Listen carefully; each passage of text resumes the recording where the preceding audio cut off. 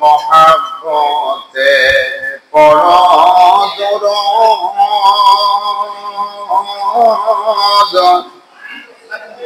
আমার প্রিয় ভাই ও বোনেরা রোজ হাসরে মোদের সেরে দয়াল নবী যাবে না আল্লাহুম্মা সাল্লি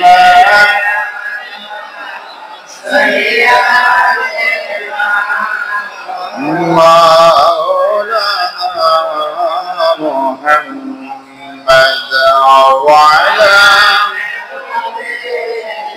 সাইয়্যিদিনা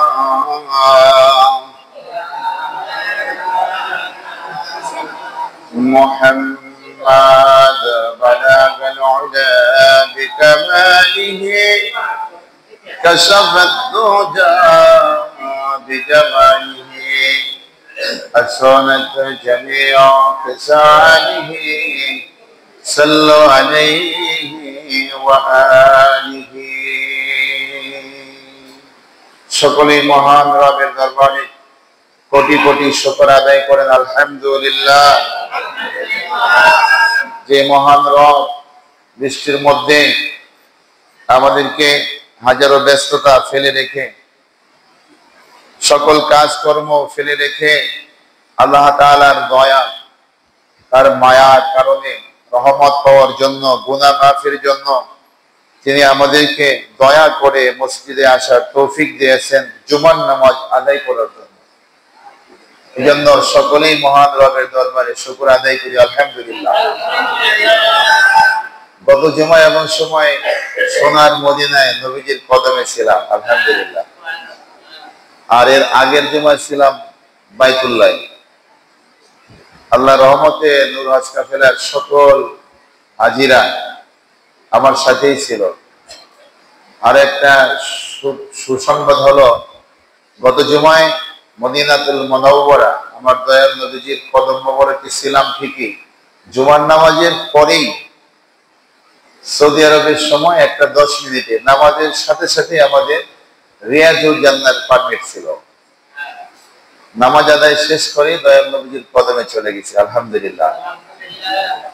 আর আল্লাহ তাআলার অশেষ মেহেরবানিতে আমার প্রত্যেকটা কাফেলাই দয়াল নবীজির কদম মোবারকে রিয়াজুল জান্নায় জুমার নামাজের পরেই আমাদের পারমিট হয়।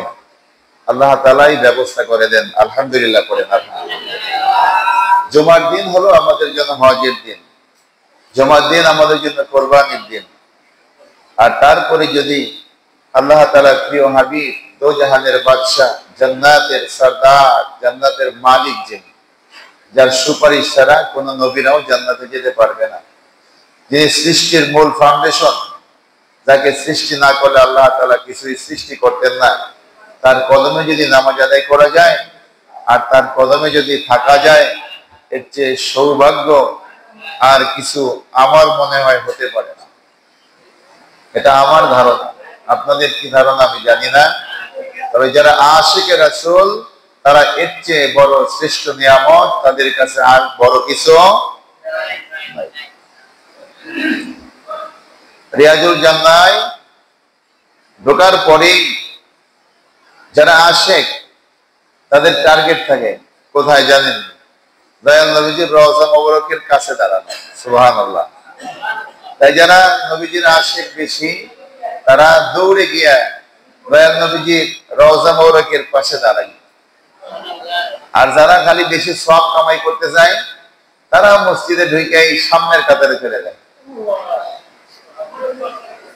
এবারও ঠিক একই ঘটনা, আমরা ঢুকেই চেষ্টা করলাম দয়াল নবীজির রওজার পাশে যাওয়ার জন্য। আল্লাহ তাআলাই ব্যবস্থা করে দিয়েছেন আলহামদুলিল্লাহ। ওই সময় দয়াল নবীজির কে সালাম দিলাম, আসসালাতু ওয়াসসালামু আলাইকা ইয়া রাসূলুল্লাহ, আসসালাতু ওয়াসসালামু আলাইকা ইয়া হাবিবাল্লাহ, আসসালাতু ওয়াসসালামু আলাইকা ইয়া নবিয়াল্লাহ, আসসালাতু ওয়াসসালামু আলাইকা ইয়া খায়রি খালকিল্লাহ, الصلاة والسلام عليك يا شفيع المذنبين الصلاة والسلام عليك يا سيد المرسلين الصلاة والسلام عليك يا خاتم النبيين الصلاة والسلام عليك يا رحمة للعالمين السلام عليك أيها النبي ورحمة الله وبركاته দয়ালুদেরকে বললাম যার যার কথা নামগুলো মনে আছে মনে পড়ছে সবার নাম ধরে ধরে বললাম ইয়া রাসূলুল্লাহ আপনাকে সালাম জানাইছি আপনি সালাম গ্রহণ করেন আর যাদের নাম মনে নাই আমি বলেছি ইয়া রাসূলুল্লাহ যারা যারা সালাম পাঠাইছে আল্লাহ তাআলার পক্ষ থেকে আপনি সবই জানেন আল মুজাদ্দিদ জামে মসজিদের সকল মুসল্লিদের পক্ষ থেকে আমার বন্ধু বান্ধব আশিকান জাকিরানদের পক্ষ থেকে সবার পক্ষ থেকে আপনি সালাম গ্রহণ করেন এবং সাথে সাথে সকলের গুনাহগুলো আল্লাহ তাআলার কাছ থেকে maaf করায়া দেন আমিন বলেন আমিন এই ক্ষমতা আল্লাহ রাসূলের দিয়ে দিবেন না হ্যাঁ দিবেন এইজন্য আমি বলেছি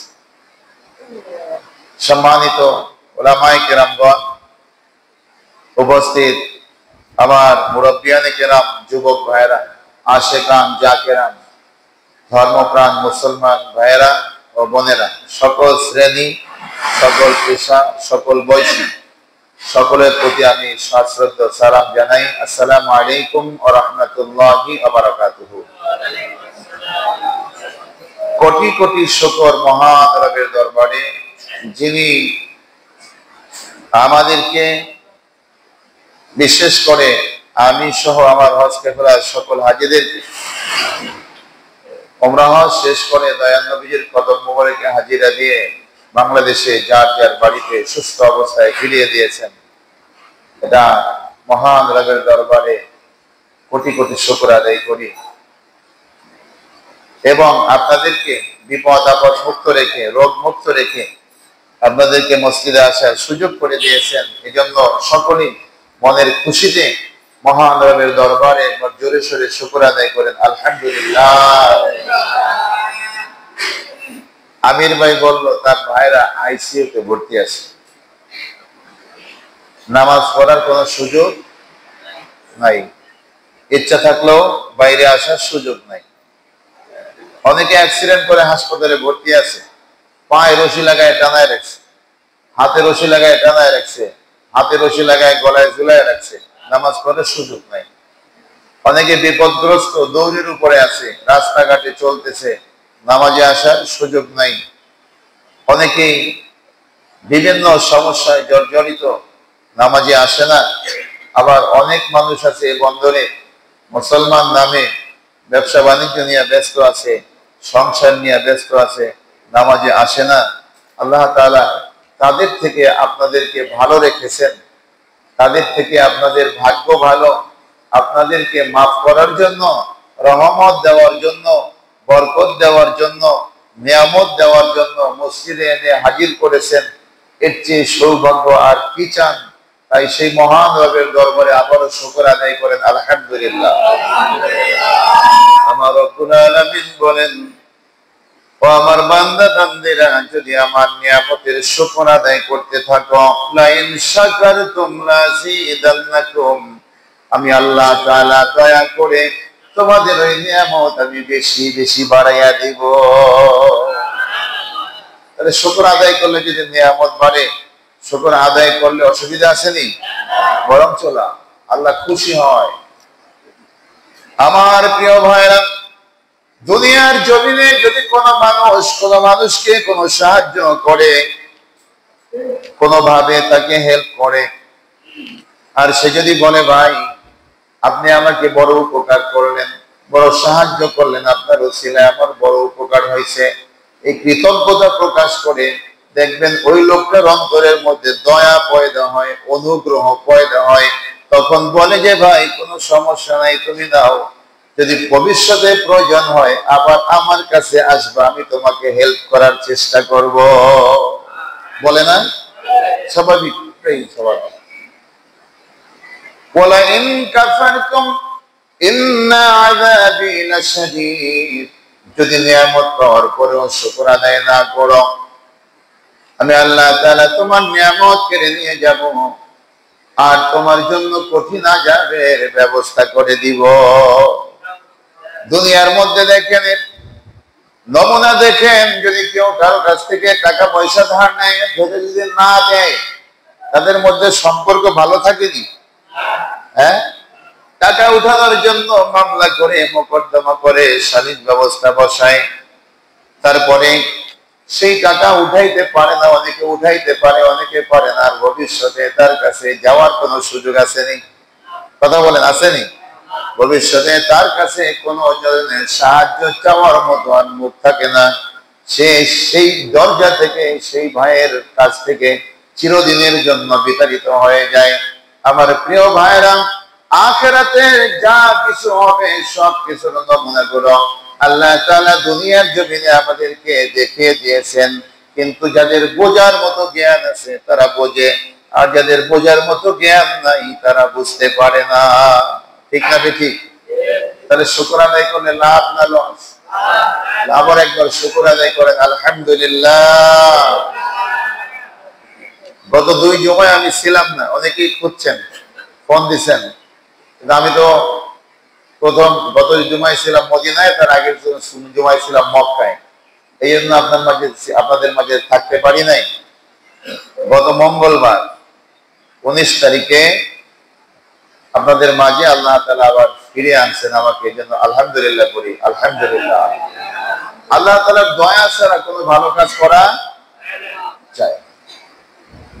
প্রিয় ভাইরা আমার, যেই জায়গাগুলো আমরা দেখে এসেছি, জীবনভর কোরআনে পড়েছি, হাদিসে পড়েছি, মক্কাতুল মুকাররমা, মদিনাতুল মুনাওয়ারা, আরাফার ময়দান, সেই মুজদালিফা, মিনার ময়দান, তারপরে বাইতুল্লাহ শরীফের বিভিন্ন জায়গা, হাজরে আসওয়াদ, পাথর, রুকনে ইয়ামিন, কাবা ঘরের একটা কোণা, এভাবে সাফা মারওয়া সহ দয়াল নবীজি যেখানে দুনিয়ার জমিনে আবির্ভূত হয়েছিলেন, মক্কার কাবা ঘর থেকে বেশি দূরে নয়, খুব কাছেই। দয়াল নবীজি যেখানে দুনিয়ার জমিনে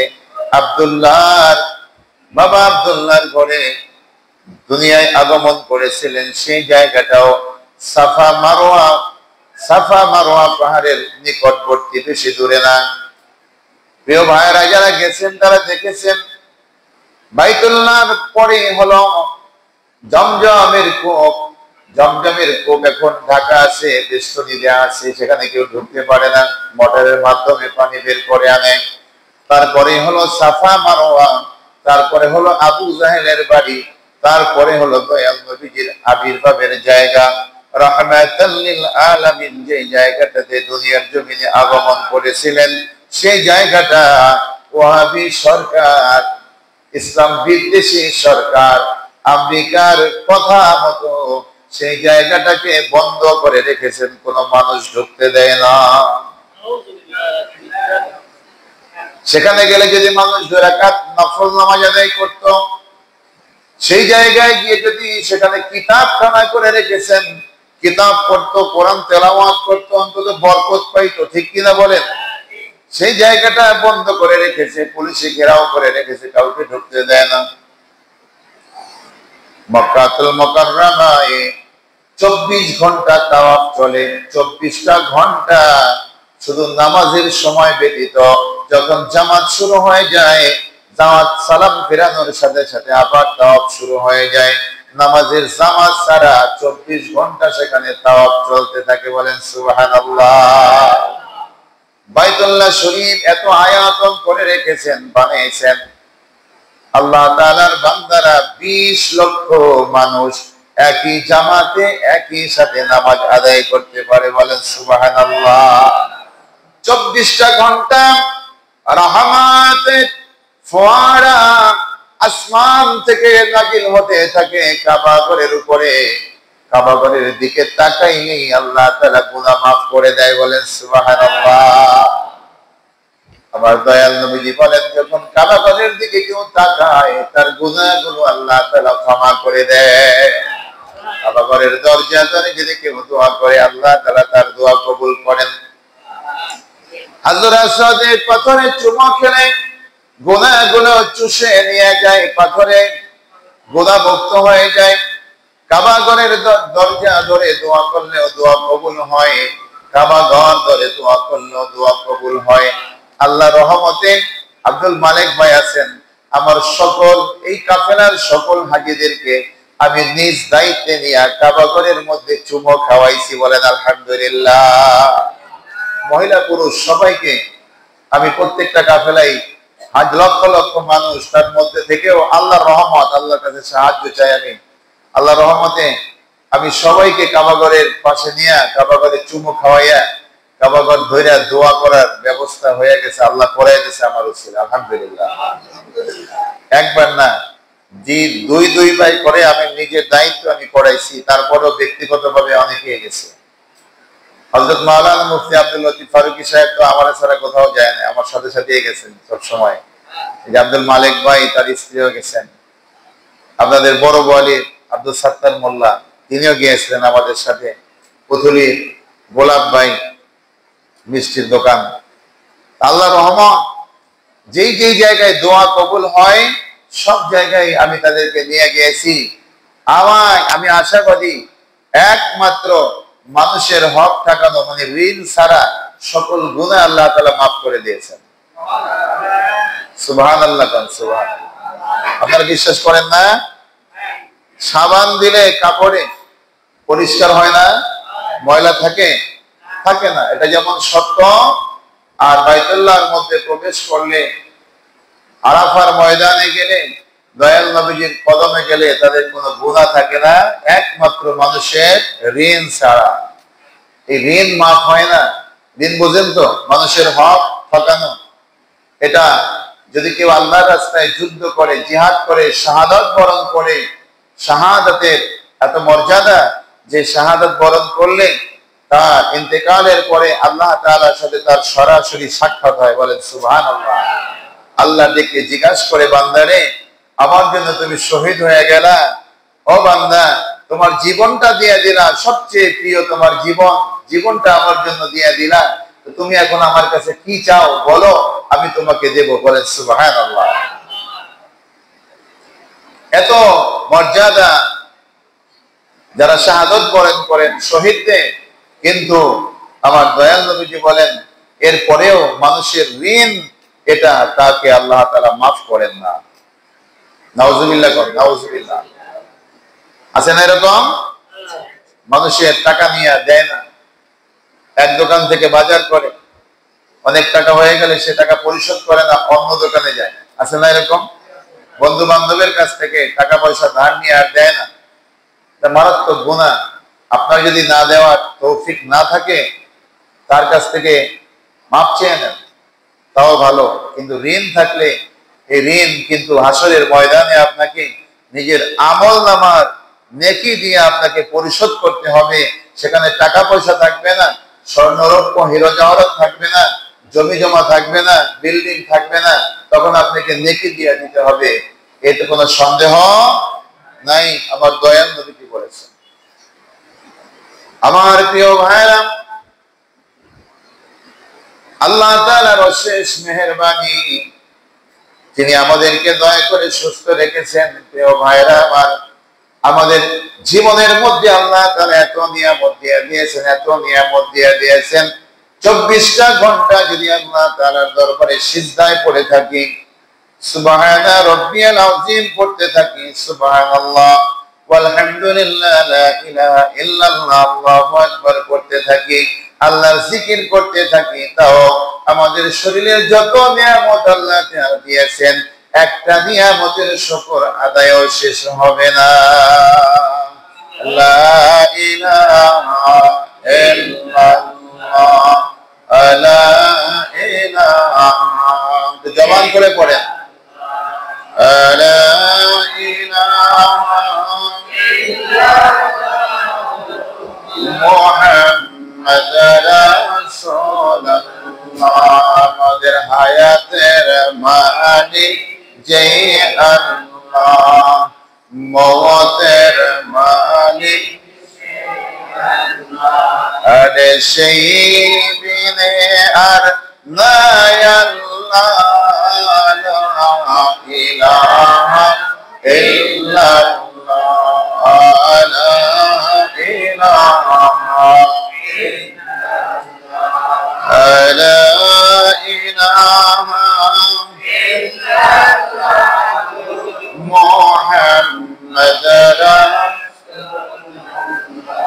সাল্লাল্লাহু আলাইহি ওয়াসাল্লাম। প্রিয় ভাইরা আমার, কোরআনের আয়াত তেলাওয়াত করেছি। জুমার দিন সময় কম, বেশি আলোচনা করার সময় থাকে না।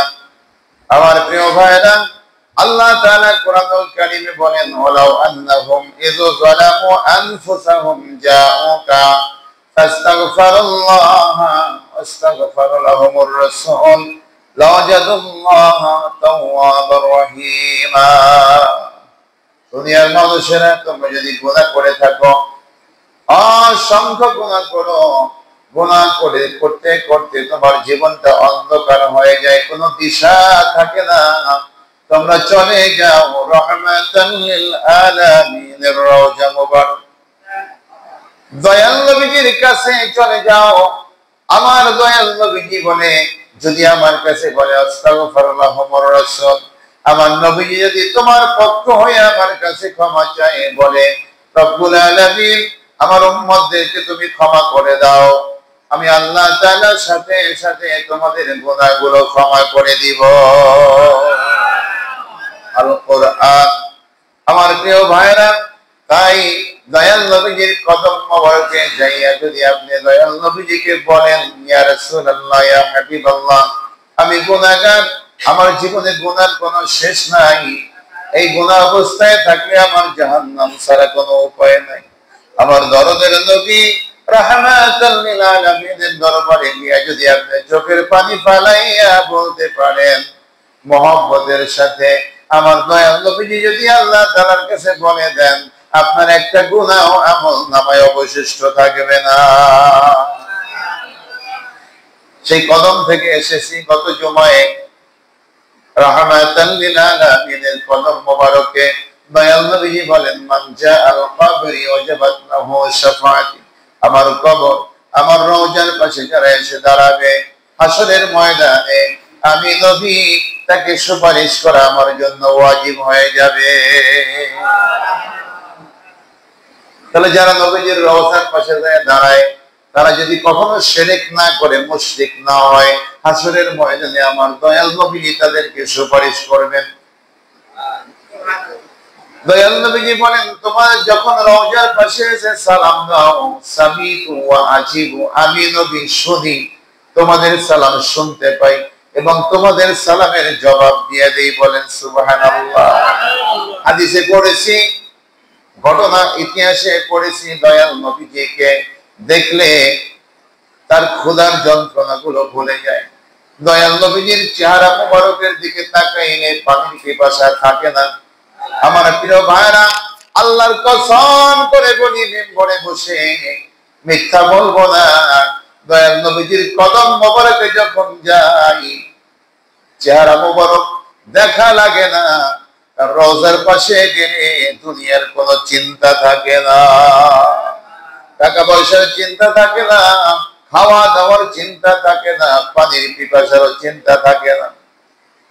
ওখানে খাদেম যারা আছে তারা জমজমের পানি নিয়ে সাথে থাকে, হাজিরা ও হাজি জমজমের পানি নাও। কিন্তু যারা আশিকে রাসূল, তারা দয়াল নবীর কদমে গেলে দুনিয়ার কোনো চিন্তা থাকে না, ক্ষুধার যন্ত্রণা শেষ হয়ে যায়, পানির পিপাসা শেষ হয়ে যায়, নবীজির প্রেমে বিভোর হইয়া চোখের পানি ফালায়া ফালায়া নামাজ আদায় করতে থাকে, সিজদা করতে থাকে, নবীজিকে সালাম দিতে থাকে। আল্লাহুম্মা সাল্লি আলা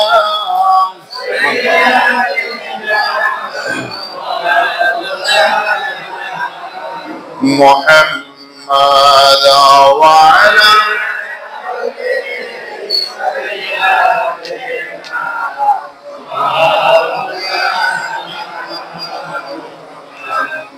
নবী গো তোমার ভালোবাসা তোমায় আল্লাহর ওলি হওয়া যায়। নবী গো তোমায় বাসলে ভালো দোজখের আগুন হারাম হয়। আল্লাহুম্মা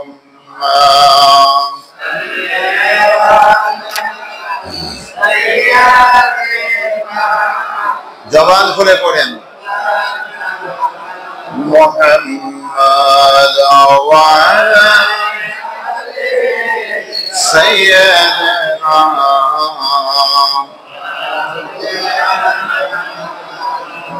মুহাম্মদ। সকলে বলি আলহামদুলিল্লাহ। আমার প্রিয় নবীজি বলেন, ও আমার উম্মতেরা, জুমার দিন আসলে পরে আমার উপরে বেশি বেশি দরুদ পড়ো আর বেশি বেশি সালাম দাও।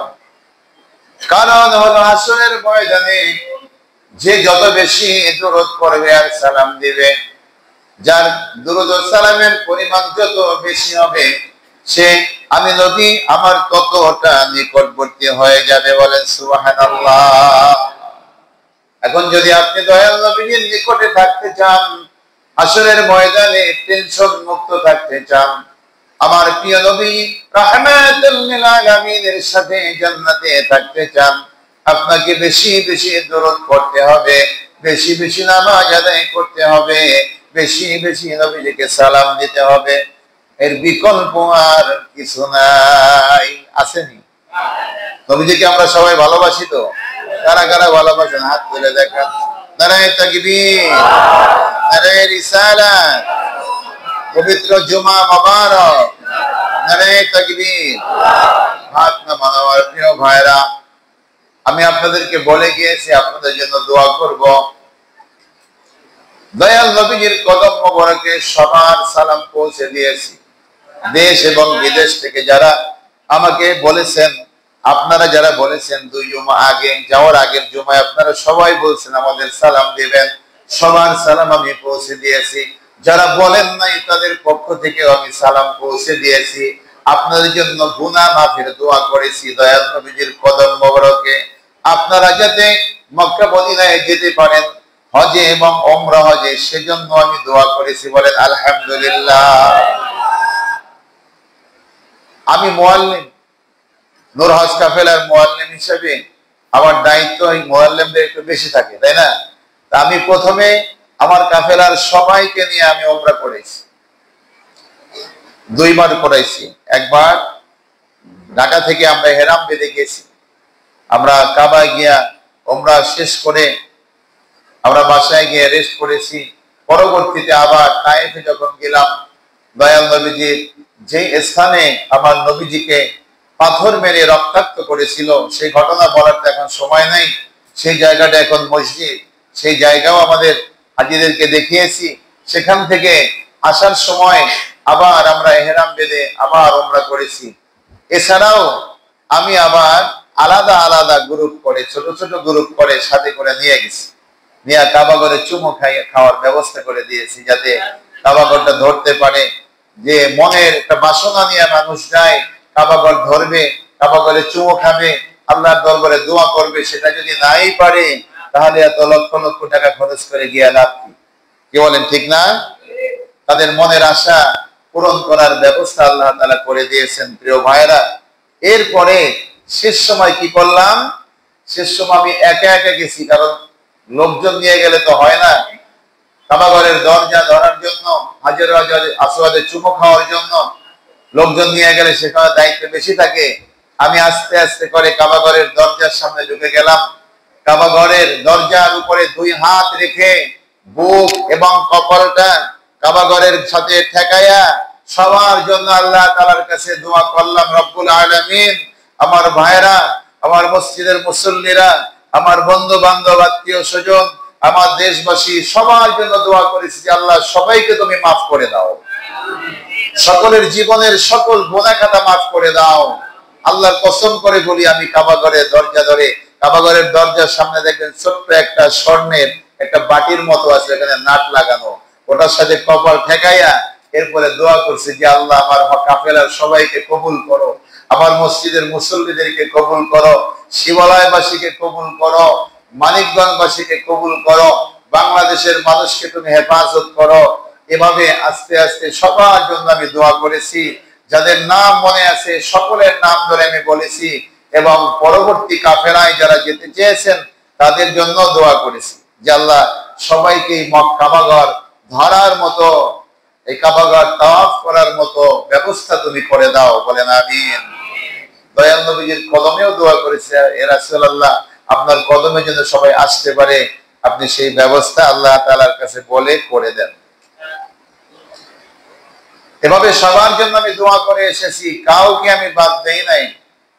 আল্লাহ তাআলা যেন সবাইকে সুস্বাস্থ্য, নেক হায়াত এবং হালাল রিজিকের ব্যবস্থা করে দেন, বলেন আমিন। আমার প্রিয় ভাইরা, আমার নূরহাজ কাফেলার পরবর্তী কাফেলা আগামী নভেম্বর মাসে আবার যাওয়ার নিয়ত করেছি। যারা যারা যেতে চান আমার সাথে যোগাযোগ করবেন, এবং 2026 সালের হজে যারা যেতে চান অক্টোবর পর্যন্ত সরকারের নির্ধারিত সময় সৌদি আরবের যে হজের নিবন্ধন অনুযায়ী এই বছরের 2025-এর অক্টোবর পর্যন্ত আপনি হজের নিবন্ধন আপনাকে করতে হবে। আগামী 2026 সালে যদি বড় হজে আপনারা যারা যেতে চান আমার সাথে যারা যাবেন আমার সাথে যোগাযোগ করবেন, আপনাদের প্রি রেজিস্ট্রেশনের ব্যবস্থা করে দিব। আর আমার সাথে যারা গেছেন তারা জানেন, ঢাকা থেকে যাওয়া থেকে শুরু করে সেই যাওয়া আসা, থাকা, খাওয়া, ওমরা হজ করানো, জিয়ারা করানো, দয়াল নবীজির কদম মোবারকে রিয়াজুল জান্নার পারমিট সহ সব কিছুর ব্যবস্থা আমি নিজে সাথে থেকে আমি করায় দেই। কাউকে কোনো টেনশন করতে হয় না। আমার সাথে যারা যায় ইনশাআল্লাহ বাড়ির মতোই টেনশন মুক্ত থাকতে পারে, কোনো অসুবিধা হয় না। এইটুকু দায়িত্ব নিয়ে আমি সর্বোচ্চ সুবিধা দিয়ে হাজীদেরকে হজ এবং ওমরা করার ব্যবস্থা করে থাকি। তাই আপনারা যারা আমার সাথে যেতে চান আমার সাথে অবশ্যই যোগাযোগ করবেন। নভেম্বরে ইনশাআল্লাহ যদি আল্লাহ তাআলা দয়া করেন আমাদের ওমরা কাফেলা আবার যাবে, আমি নিজেই সাথে যাওয়ার চেষ্টা করব। আর বড় হজে তো আগামী 26 সালে জুন মাসে হজ অনুষ্ঠিত হবে ইনশাআল্লাহ। সবাইকে দাওয়াত দিলাম। আর যারা যেতে চায় আমার সাথে যোগাযোগ করার ব্যবস্থা করবেন। দ্বিতীয় দাওয়াত হলো আগামী সোমবার মসজিদের